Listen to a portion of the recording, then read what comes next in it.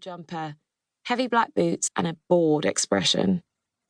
"Anna, I need you to run back to the workshop and get my flensing tool," said Ellie. "What's a flensing tool?" said Anna, yawning. "It's a sharp blade on the end of a long pole," said Ellie. "It's in the loft, beside the bookcases, hanging below a telescope and a rifle." "You have a rifle," said Anna, leaning forward, suddenly interested. "And bullets." "Just hurry, all right?" said Ellie, and Anna rolled her eyes and slouched off up the street. Ellie hopped on the seawall, then dropped down the other side. The crowd gasped as she landed on the roof of the chapel 10 feet below. "What is she doing?" said a woman. Ellie held out her hands to steady herself, stepping along the rooftop like a tightrope walker. The whale's eyes were closed, eyelids wrinkled and creased, like those of an old man. She knelt, drawing one hand delicately along the whale's side. Its skin was hard, covered in white barnacles and crisscrosses of scar tissue. "What's going on here?" said a voice above.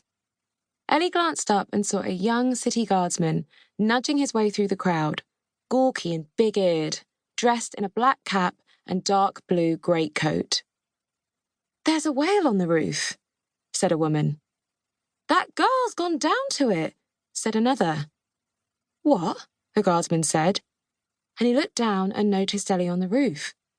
What is she doing?" He clapped his hands to his head. "Watch out, miss. That whale will eat you." "Whales don't eat people," Ellie sighed. But no one heard. They were all talking over each other now. The whale's massive body rose and fell beneath her hand as it drew a ragged breath. It was still alive. Ellie looked around, wondering if it was possible to get the whale back in the water. A ship might have been able to pull it free when the tide came back in, but that was hours away. "I'm sorry," she whispered. "I wish I could help." As she spoke, Ellie thought she heard something faint coming from inside the whale. The clamour of the crowd made it impossible to be sure. "Get away from it!"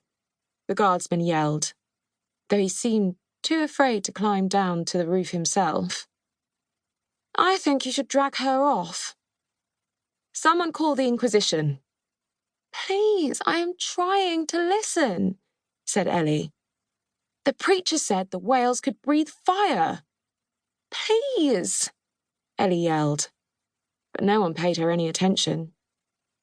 She pulled a marble-sized device from her pocket, wrapped in yellow paper, and with a flick of her wrist, she hurled it up at the sea wall. There was a crack and a flash of light, and a riot of frenzied screeching as the seagulls fled. The crowd staggered back and shielded their eyes, shocked into silence. Ellie held up her hand. "Listen," she said. And so they all did. And in the silence, they could hear it, drifting towards them. It was the whale. The whale was singing. It was a mournful, melodious rise and fall, reverberating from deep within the creature. Ellie had heard whales sing before, but never one out of water. She had thought it was part of some mating ritual. Yet here was this dying whale singing, for whose benefit she could not guess. They all listened in awe for many long minutes. Then the whale opened its eye. "Incredible," Ellie whispered. The eye was the dark blue of a cold sea. It focused on her. She could have sworn it. And all she knew was its gaze and that song. And for those few wondrous moments, all the pain inside her seemed to go away. The song grew quieter, as if it were drifting off to the horizon. The eye closed, the tail stopped moving, and all was silent, even the sea. "I've got it!" yelled Anna triumphantly, pushing her way to the seawall, holding the flensing tool over her head. The crowd turned to